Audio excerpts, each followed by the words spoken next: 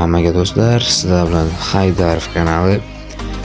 Bugun men sizlarga qanday qilib Dream Liga Soccer 26 o'yinida tezda noobdan proga oson va tez ko'tarilishni o'rgataman. Buning uchun kanalimga obuna va like bosib keting.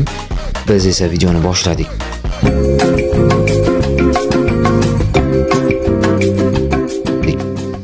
Birinchi bo'lib ko'plab tez o'ynaydiganlar boshida xato qilishadi. Kirib siz komandangizni mana shunaqa noob holatdan shunaqa pro holatga ko'tarmoqchi bo'lsangiz, unda men bergan maslahatlarni bajarsangiz tez o'z komandangizni pro darajaga yetkazib olasiz. Bo'lmasam qani birinchisi bu hamma ko'plar transferda qiladigan xatosi. Birinchi bo'lib ko'plar komandasi mana shunaqa noob bo'lishiga qaramasdan o'zicha mana shunaqa звездный, ya'ni legendarniy o'yinchilar sotib olishga harakat qiladi. Legendarniy o'yinchilarni boshida sotib olish shart emas. Boshida sotib olish umuman kerak emas.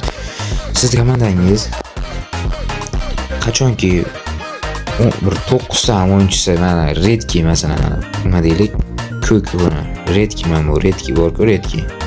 Mana shunaqa redki variantga yetganda, mana shunaqa ko'k o'yinchilaringiz, ya'ni 70-darajadan 79-darajagacha bo'lgan o'yinchilaringiz 9 bo'lib ketdi deylik. Shuncha o'zingiz yetarli darajada bo'lgandan keyin, endi ko'zingiz yetgandan keyin mana shu o'yinchilarni sotib olishingizga yoki shu o'yinchilarni endi ushbu o'ynay olishingizga, negaki hali sizni darajangiz past bo'lsa, lekin sizni sostavingizni legendarniy, ya'ni sariq o'yinchilar bo'lsa, sizga qiyin dushmanlar tushadi. Va shu katta xatolik bo'ladi. O'yinda katta xatolik shu bo'ladi, keyin transferda katta xatolik. Va keyingisi sizlar mana shu DLC o'ynayotganingizda matchlaringiz tugagandan keyin sizlarga maslahatim, video, ya'ni matchingiz tugadi, mana chiqdingiz matchdan va продолжить bosasiz va mana bu yerda 65 ta minda qarang, bonusi ikkinchi 2 karra qilib olasiz. O'shanga bosasiz va mana bu reklamani bajarib chiqasiz. Reklamani bajarib chiqqaningizdan so'ng sizga yana pul beradi. Matchdan chiqqandan keyin xohlasangiz mana bu yerda yana kutib turing, 3 sekunddan keyin qanchadan ham ochiladi. Tezroq pul yig'ish mana shu diviziondagi karyerangizdagi o'yinlarni bajarib chiqishingiz, mana karyeraga kirib diviziondagi barcha o'yinlarni bajarib chiqishingiz kerak. Iloji boricha kattaroq divizionga o'tishga harakat qilinglar. Mana men divizion 2 daman, siz hozir divizion 4 dami boshlaysizlar, divizion 5 dami esimda yo'q. Men boshlaganda bilmadim nechta boshlaganimni. Hop, divizion men 2 daman, sizlar ham menimcha 6 larda boshlasangiz kerak. Keyingi qiladigan ishingiz pulni ko'proq yig'ish uchun reklama ko'rish. Mana bu yerda besplatniy moneta degan, har o'yin tugagandan keyin yoki har o'yinga kirganingizda mana besplatniy moneta maydan chiqib turadi. Shuni bosib ko'rib olasizlar. Reklama tugagandan keyin X bosib chiqib, bu yerga kirgandan keyin 30 ta tanga mana tangalarga qo'shib beradi. Va keyingisi kuniga mana bu yerda sovg'alar yangilanib turadi. Mana shu ежедневный bonusda va tez orada mana сокровищница мечты kelib turadi. Bundan o'sha 2 tani boshida tekin olasiz, keyin esa u yoqqa mana to'laganingizdan keyin qolganlari ham ochiladi. Keyingisi klubingizni, stadioningizni iloji boricha ko'proq, qanchalik hajmi katta bo'lsa, stadioningizni shunchalik ko'proq pulab keladi. Masalan, mana bonus вместимость 46841 ta bonus deyapti. Har o'yin tugagandan keyin bonusi 26 tanga. Divizion 1 ga достигнута вместимость 55 тысяч deyapti. Ya'ni divizion 1 ga 55 mingta bo'lgandan keyin o'taman ekan. Menda hozir pulim yetmaydi, shuning uchun olmay turibman.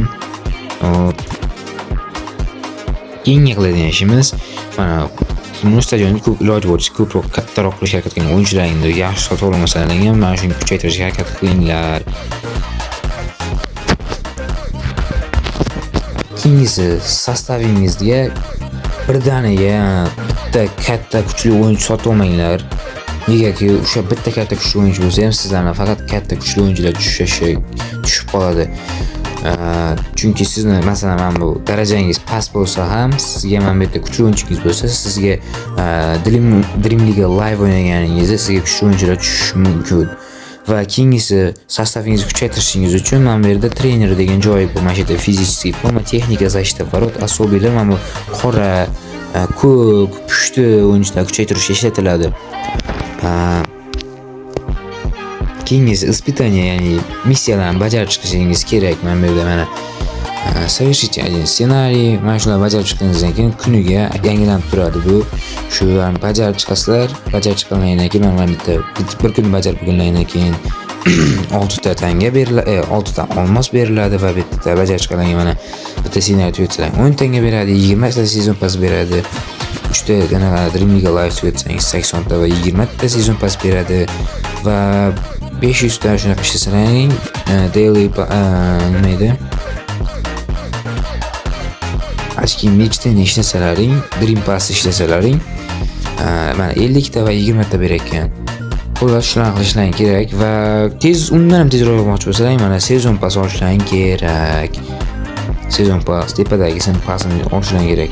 Activate abonement. Bu yerda $526 deyapti, lekin agar Telegram kanallari, ya'ni DLC Small Lift kanallari bor, ya'ni boshqa DLC o'ynaydigan DLC shunaqa donat serverlar bor. DLC'chilardan sotib olishlaring mumkin. 35 ming, 40 ming atrofida turadi sezon passlar. Bu yerda qimmat ko'rsatganini arzonroq olish imkoniyati bor. Chegirma bo'lganda 20 ming bo'lib qoladi. Sizga maslahatim boshida mana bunaqa sizdagi mana bunaqa nima aytganda bronzaviy o'yinchilar bo'ladi mana bunaqa va siz esa o'shaning uchun mana bunaqa birdaniga shunaqa legendar o'yinchilar chiqmaydi baribir. Shuning uchun mana bunaqa 77 lik, 76 lik o'yinchilar olib turaveringlar.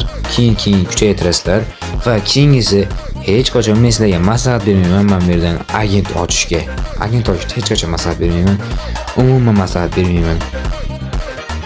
Yaxshi mana bu yerga yaxshi o'yinchi kelishini kuting. Yaxshi o'yinchi kelgandan keyin mana bu yerda 28 taga 2 kun, 48 taga 7 kun bloklab qo'yishingiz maslahat beraman. Negaki agent ochsangiz normalni tushish qiyin, o'ta qiyin. Normalni tushishi o'ta qiyin. Va ssenariylarni bajarishni ham maslahat beraman. Men bu yerda masalan ssenariylar berib qo'ygan, masalan mana sel pobeda, ya'ni maqsad yutish deyapti. Yutsangiz 100 ta tanga beradi, ya'ni 53-daqiqadan tushib, mana siz Lille degan komandada o'ynaysiz ekan, Parij degan komandaga qarshi ular 2 ta gol urgan ekan o'sha va siz esa ya'ni 3 ta gol urishingiz kerak. Demak, buni yutish uchun va mana shu совершить один передач игроком Mbappe, o Mbappe'ni uzun market versiyasi ekan. Shulardan shundan передача berishingiz kerak, ya'ni assist qilishingiz kerak va bu bilan zabit gol urishingiz kerak. Mana shu aytgan o'yinchi bilan kirgandan keyin o'zingizning joylarni hammasi o'zingizga qulay qilib olasizlar. Shuni bajarib chiqqandan keyin mana общийda 150 tanga beradi. Mana kirasini bajarsalaring, agar kirasini bajarmay qo'ysalaring, yutsalaring bo'ldi. Va olmos yig'ish uchun eng tezi men Dream League Live o'ynash. Negaki har 7 kunda men ham abnov bo'lib turadi. Iloji boricha agar sizlarga olmos kerak bo'lsa, birinchi o'ringa o'tishga harakat qilinglar. Agar tanga kerak bo'lsa, 6-o'ringa o'tishga harakat qilinglar. Negaki eng ko'p tanga birinchi o'rinda va olmos birinchi o'rinda va eng ko'p tanga 6-o'rinlarda beriladi. Va men bunaqa sabityalar bajarib chiqishga ham harakat qilaman. Maslahat beraman. Bundan mana birinchi o'rinda o'tsalang sariq agent 140 ta, ikkinchi o'ringa 140 ta tanga va ikkinchi o'ringa 215 ta tanga har xil bo'lib keladi. Xullas, men aytmoqchi bo'lgan narsalarim shundan iborat edi, do'stlar.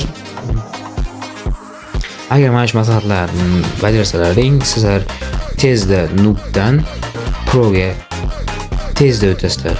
Men sizlarga garantiya beraman. Sog' bo'lasizlar, salomat bo'lasizlar.